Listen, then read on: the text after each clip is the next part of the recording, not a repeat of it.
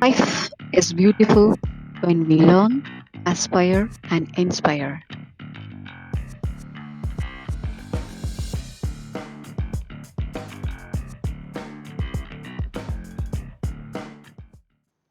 Hello, dear viewers. I am Vadivu-k-Arasi, Assistant Professor of English, wishing you all to have a classic day where I'm going to introduce you Shakuntala. This is a play written by Kalidasa.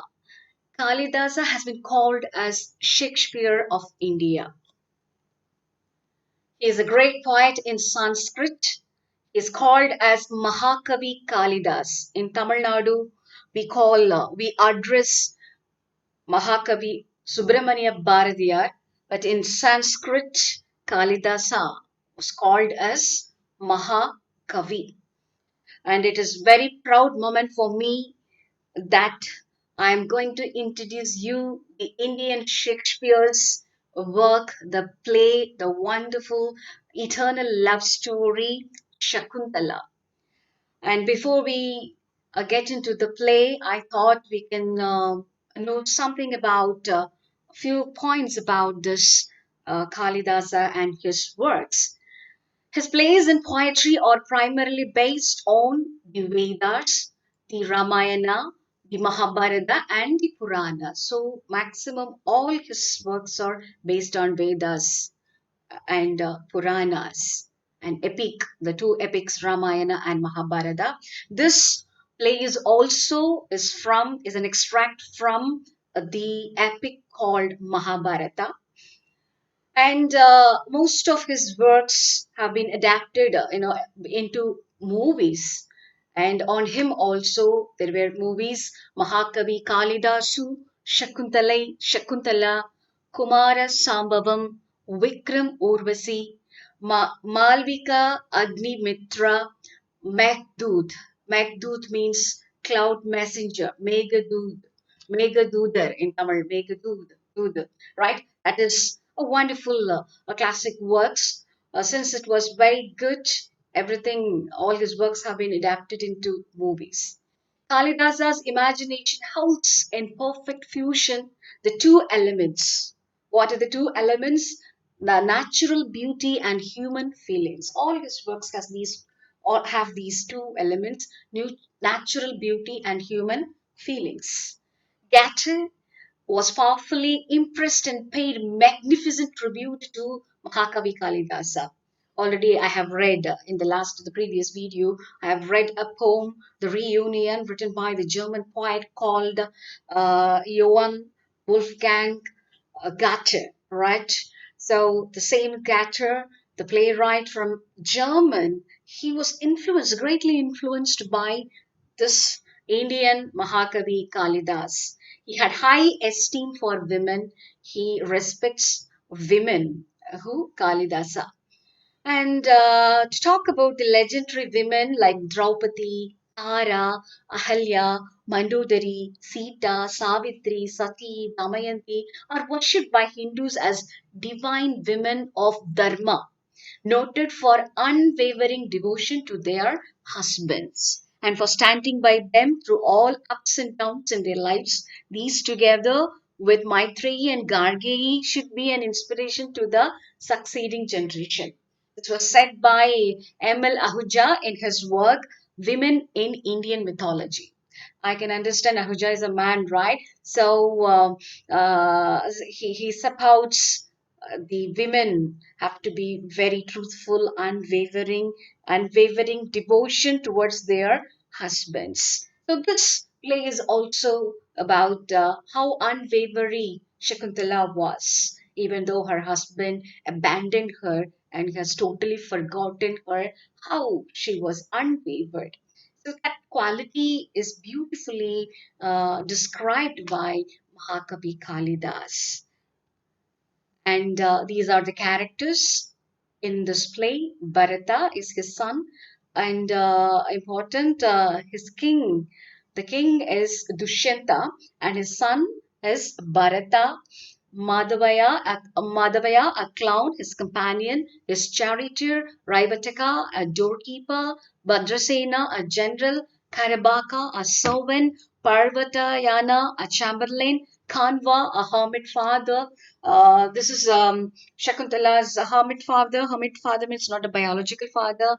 Shakuntala's biological father was a sage Vishwamitra, right? So she was brought up by Kanva, the sage Kanva, and Karangarava, Sharadvada, Harita, or Kanva's people, students.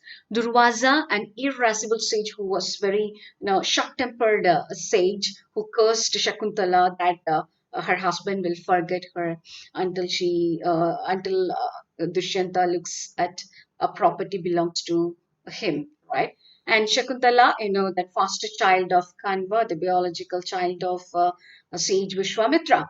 Anusuya, Priyamvada are her close friends, Shakuntala's close friends, Anusuya and Priyamvada.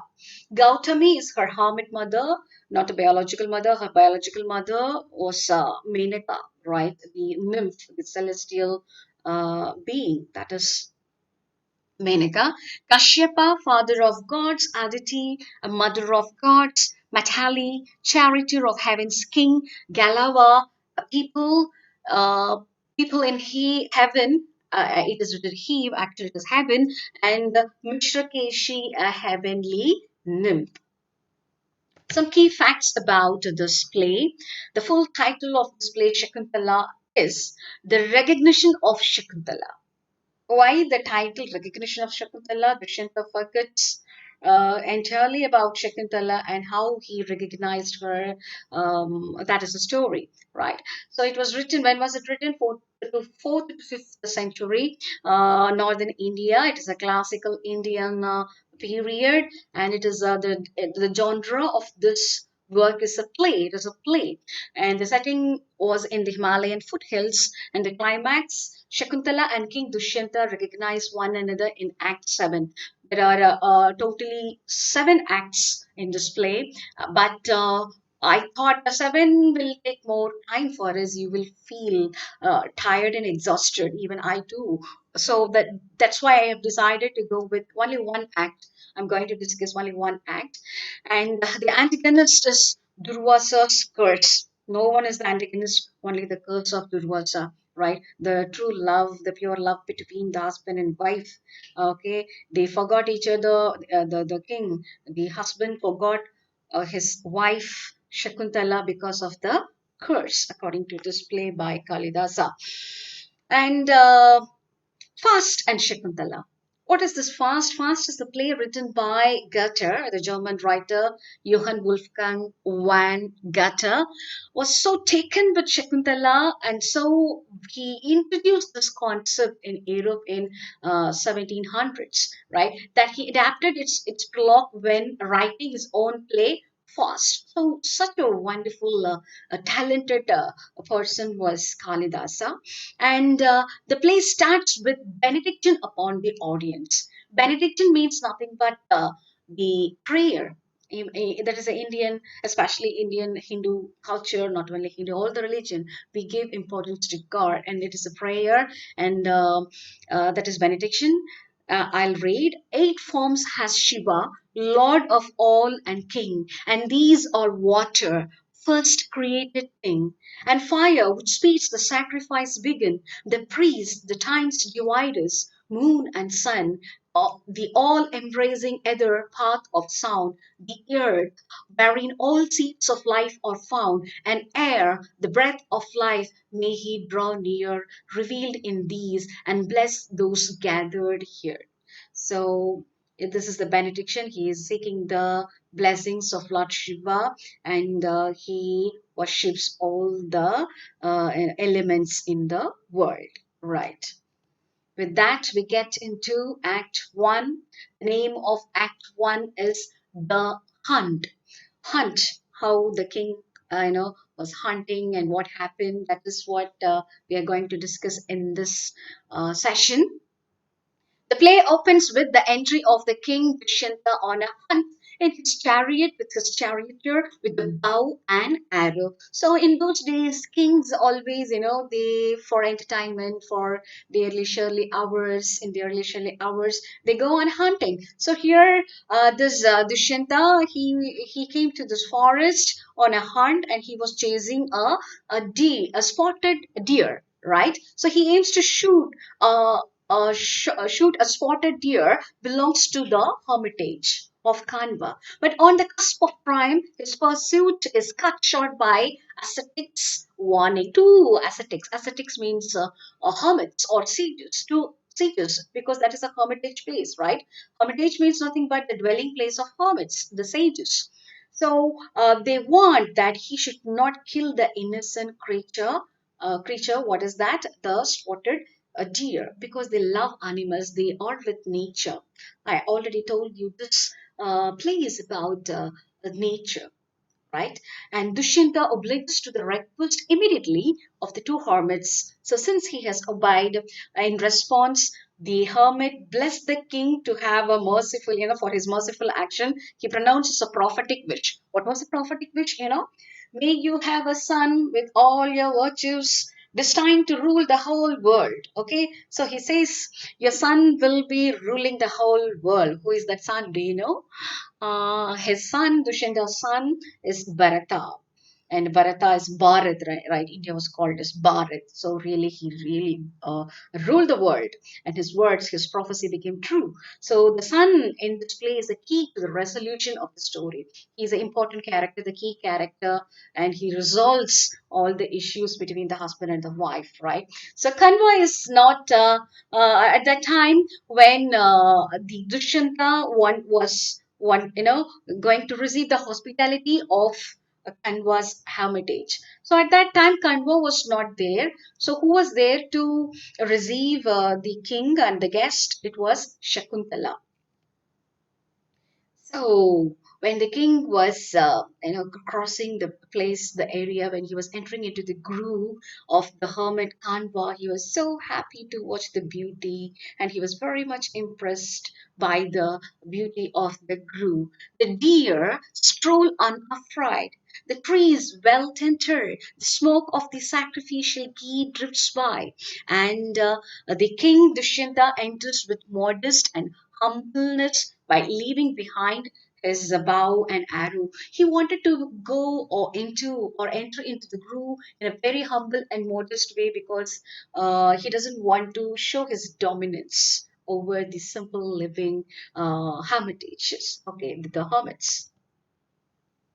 When he was entering into that hermitage, he sees girls watering the trees. They are who were the girls Shakuntala and her friends Anusuya and Priyamvada.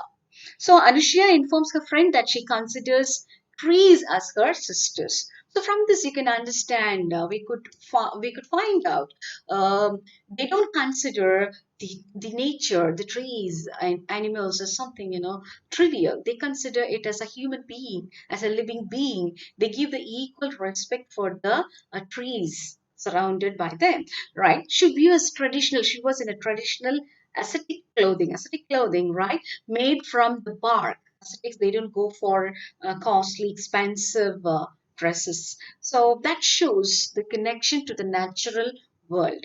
So Shakuntala's youthful figure is associated with the beauty of tree. The king Dushyanta hides behind the tree and observes everything about these girls, especially this Shakuntala. He wanted to observe what kind of woman is Shakuntala. As Shakuntala waters a mango tree, Priyamada remarks, with you next to it, the tree looks as though it been married to a beautiful, sinuous wine. So, Priyamada compares Shakuntala to the wine, the slender wine when she was watering the mango tree, right? So she was comparing the wine. and the tree's strength as a man. So king enjoys everything, especially the appealing sight of Shakuntala from his hidden spot. He was hidden behind a tree and he was observing the beauty of the appealing beauty, the appealing sight of Shakuntala. Priyanka playfully comments that Shakuntala too wants a suitable husband. So they have just, as friends, they will be talking something personally, something, friendly, friendly talk. It is known as a friendly chat. You can call it as a friendly chat. And they were enjoying. They didn't know that a man was hiding behind and listening all these things. So if at all Shakuntala came to know that she would really would have felt embarrassed. Right. Okay. So Priyanka played comments that Shakuntala too wants suitable husband. So the king thinks that if only Shakuntala, the daughter of a Brahmin and a woman of another class, he could hope to marry her. Actually, he fell in love with her when the moment he saw her, because that was a bewitching beauty of Shakuntala. So he wanted to marry her, right? So he was expecting that at least, okay, he came to know that her father is a Brahmin, but he doesn't know the background of Shakuntala, right? Kanva was not her biological father. So he says that he thinks that if at all her mother, if only her mother belongs to another class, at least I can marry her, because Brahmins, they won't give their daughter to a person from another class in those days. So meanwhile, Shakuntala is frightened by a bee that's been disturbed by her watering. She was watering all the plants and trees, right? That time in a flower, there was a bee. It suddenly got disturbed, right? And it came out and it was frightening Shakuntala, and it was flying over her and was disturbing her. So Dushyanta envies the bees, which was very close to Shakuntala, right? He wanted to be very close to Shakuntala, so he envies the bees. So Shakuntala's friends say that she should call on the king Dushyanta for help, since he is the protector of this ascetic group. So when she was asking for a help, so her friends, just for kidding, they said that for the help you have to call Dushyanta. He is the protector of this group, ascetic group. Just friendly, they were chit chatting. So King Dushyanta appears in front of them. This is the right moment for him to appear, right? So they didn't know that he was listening. So when the moment he heard his name, he appeared.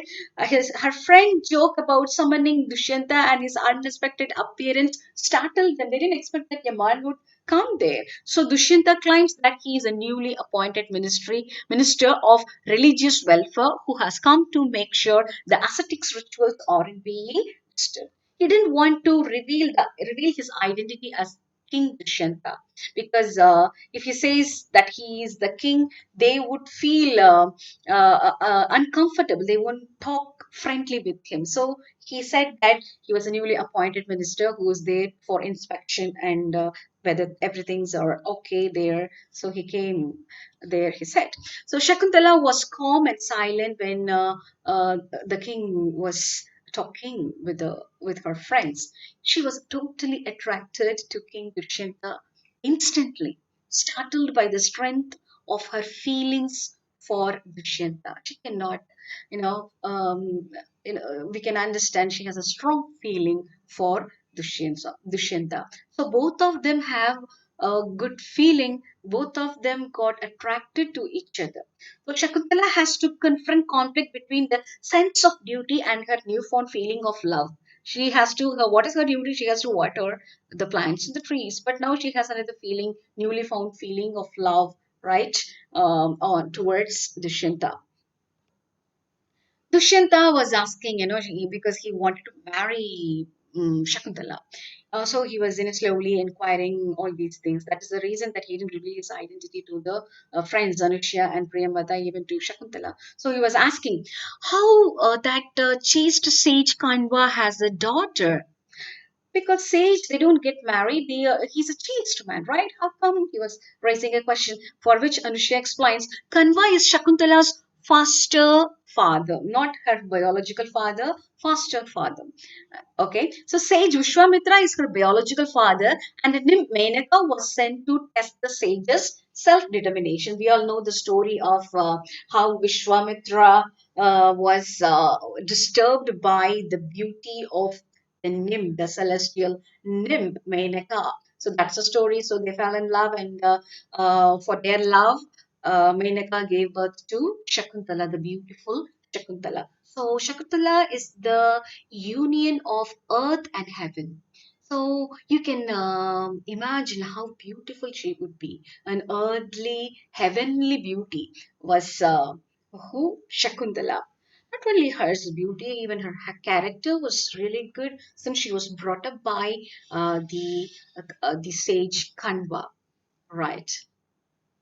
So Dushyanta is doubly happy when he came to know that Shakuntala also belongs to his royal family, royal class. Her father is a royal class man, as well as her hermit father Kanva will decide on their lover to get married to. He was so scared that since she's also in the hermitage, she might not be willing to marry. When he came to know the truth from Anusuya and Priyamvada that Kanva would be readily give her in marriage, he was jumping to the sky and earth, and also he was jumping very happily because he can marry. He is eligible, he is now eligible. The door is open for his love, right, for his marriage life, for his conjugal life. King Dushyanta offers her his signet ring, way of discharging her debt of hospitality.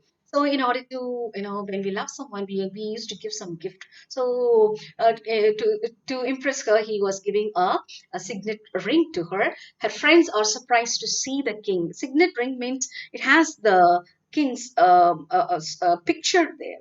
Right, the image of the king was there. So only at that moment, her friends and Shakuntala came to know that it was the king Dushyanta.